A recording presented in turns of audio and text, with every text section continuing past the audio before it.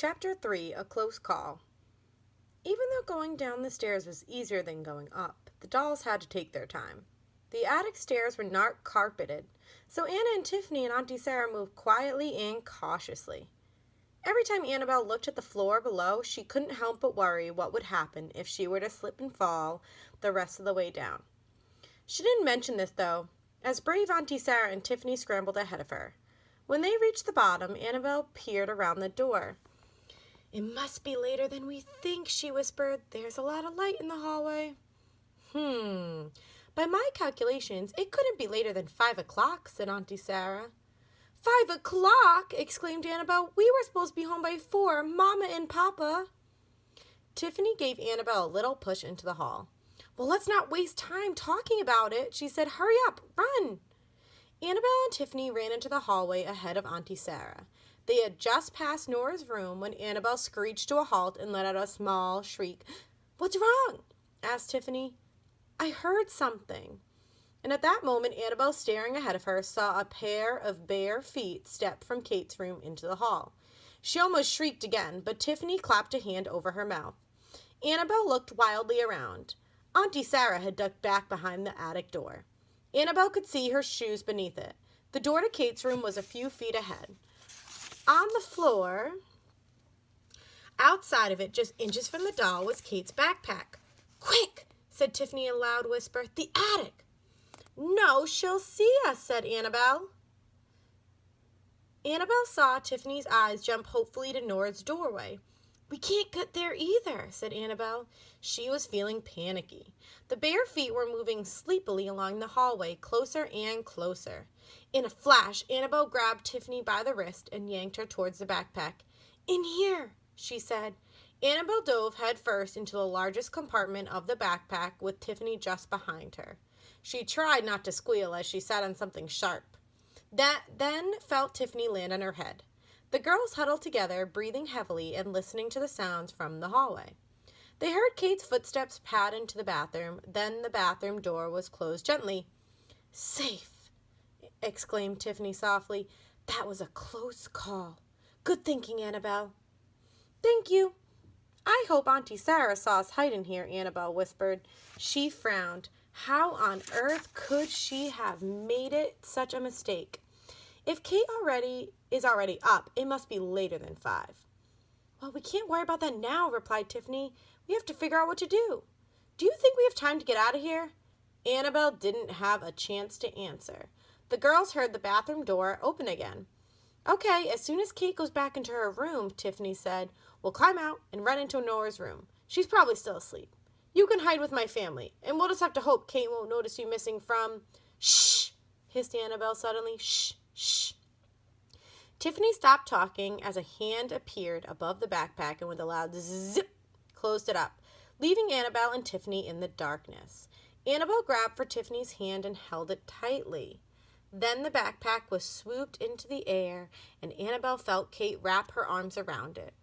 She and Tiffany bumped up and down as Kate carried the backpack. "Where? Where are we going?" whispered Tiffany. "Shh," was all Annabelle could reply. A few seconds later, the backpack was dropped to the floor. Annabelle crashed against Tiffany but remained silent. The girls listened hard. They heard Kate's radio playing. They heard drawers opening and closing, and small thumps and clatters as Kate got ready for school. And all the while, Annabelle hoped that the following things would happen.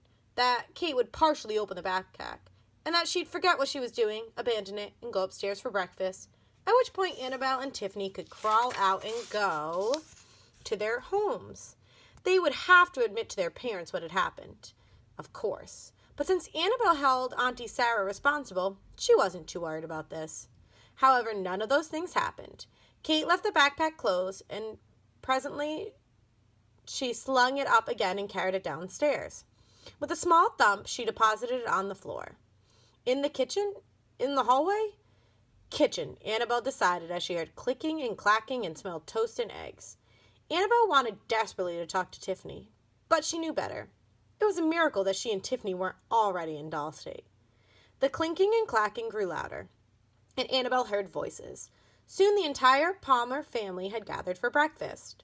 Just when the noise in the kitchen became so loud that Annabelle wanted to put her hands over her ears, she felt Tiffany nudge her. Annabelle nudged her back. "Annabelle," Tiffany whispered urgently. "Shh! Oh, they can't hear us. Not with all that racket." "Annabelle?" "What?" "I'm sitting in gum." "Gum? Are you sure?" "Yes, I'm stuck in it. I can't move." Annabelle got to her feet carefully, and she held out her hand to Tiffany. "Here, let me pull you up." Tiffany took Annabelle's hand. Annabelle pulled and pulled and pulled. "I can't pull any," she said, puffing, and at that moment, Tiffany suddenly flew towards her. The girls fell against the edge of a book. They hugged each other nervously, but all they heard was the sounds of chairs being pushed back and voices calling goodbye as Kate's mother and father left for their jobs. And then, "Nora, hurry up," called Kate as once again the backpack was lifted to the air. Annabelle heard Grandma Catherine say, "Here, Kate, let me help you with that." And she and Tiffany were jostled about as Kate struggled to put her arms through the straps of the backpack. "Oh, there you are," said Kate a moment later. "Come on, Nora, let's go." "Goodbye, girls," said Grandma Catherine. "See you later." "Bye," Kate and Nora called back. A door closed and Annabelle Doll was outdoors. She couldn't help whispering to Tiffany, "We're outdoors. Outdoors. I've never, ever been outdoors. I mean, not since our parking carton was delivered to Gertrude, and that was over 100 years ago." Tiffany gripped Annabelle's hand even harder. "I think we're going to school," she said. Bump, bump, bump. Kate Palmer ran. She skipped. She plopped down on the sidewalk and retied her sneaker. She played a game of hopscotch with Nora when they found a hopscotch court chalk onto the sidewalk near school. Every time Kate moved, Annabelle and Tiffany were bounced or jostled or thrown from side to side. It was a horribly uncomfortable ride, and yet Annabelle had to admit that this was an exciting adventure. "Nora," said Kate suddenly, "I want to save my hopscotch rock. Can you put it in my backpack for me?" "Sure," Nora replied, and the backpack was unzipped and a small rock was tossed inside. It tumbled through the heap of books and papers and settled in Tiffany's lap. "Thanks," said Kate. Nora didn't bother to zip the backpack closed, and a small amount of sunlight filtered down to Annabelle. She looked around. She was sitting on the edge of a paperback book.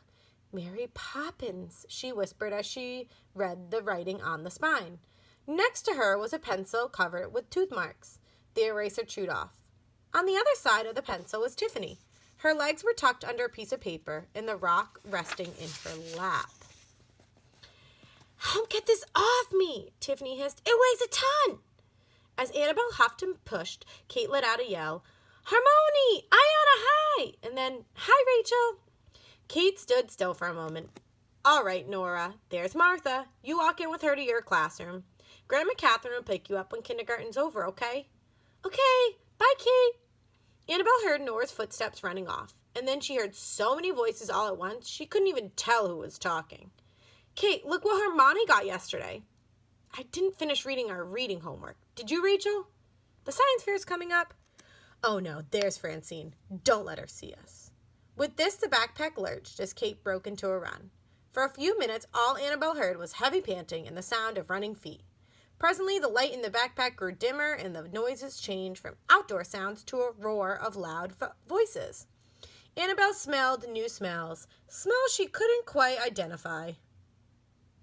She looked up and saw a beige ceiling lurch by, dotted with dim lights. "Tiffany," she dared to whisper, "I think we're in Kate's school." "Who's Francine?" asked Tiffany. "That girl Kate's always talking about." "The one." The backpack suddenly tipped from side to side, then was dumped to the ground. Annabelle looked up just in time to see Kate's hand reaching down. It nearly closed around Tiffany, who leaped aside and squeezed herself into a far corner of the backpack. The hand gripped up the hopscotch rock, then withdrew, then reached in again and pulled out a notebook. And then the backpack was hoisted high in the air where it came to a rest on something hard. "Look, Iona," said Kate, "I found this rock." Kate's voice trailed off as a bell rang loudly. The roar of voices grew dimmer until finally Annabelle heard nothing. "What happened? Where is everybody?" asked Tiffany. "In their classrooms," replied Annabelle importantly. For years she had heard tales about school, first from Gertrude, then from Catherine, then from Annie, and now from Kate. Tiffany knew very little about school. "Where are we?" she asked. "Maybe over Kate's coat hook?" Annabelle and Tiffany waited. When they had heard nothing for several minutes, Tiffany dared to paw through the things in the backpack and peer through the opening in the zipper. "What do you see?" asked Annabelle. "A long, long room. The hallway, I guess. It's lined with coats hanging on hooks. And there are these shelves above the hooks, and I can see lunches and backpacks and sneakers and things on them. And on the floor under the coat hooks are more backpacks and sneakers." "Are there people in the hall?" "Nope." "Where are we?" asked Annabelle. "On one of the shelves." "Oh." Annabelle got to her feet and stood next to Tiffany, peeking through the opening. "Just think," she said. "We can spend all day watching from here and nobody will see us. When we get home, we'll be able to tell everyone what school is like. We could tell them even more if we could visit the classrooms." "Oh, well," said Annabelle. "We ought to have enough time," murmured Tiffany, looking down. "For what?" "An exploration in school." "Oh, Tiffany, we can't." "Why not? We have all day. I don't want to be stuck in here for hours and hours. We can sneak out and look around and then get in Kate's backpack again before school's over." "But Tiffany, look how high we are up here. How are we going to get down to the floor?" "Oh, I'm sure there's a way," Tiffany replied, sticking her head through the opening. "Now you see, this is exactly what your Aunt Spider Farm would be good for. We need one of those ladders she was talking about." "Oh, well," said Tiffany again. "But we don't have one, so we'll just have to figure something else out. Come on, Annabelle." Annabelle climbed out of the backpack after Tiffany and sat on the edge of the shelf. "Okay," said Tiffany, "we'll slide down the straps of the backpack to Kate's coat and then crawl down to the coat until we drop to the floor." Annabelle said nothing. "Come on, we have to go. When are we ever going to be in school again?" So here's a picture. That's where the dolls are.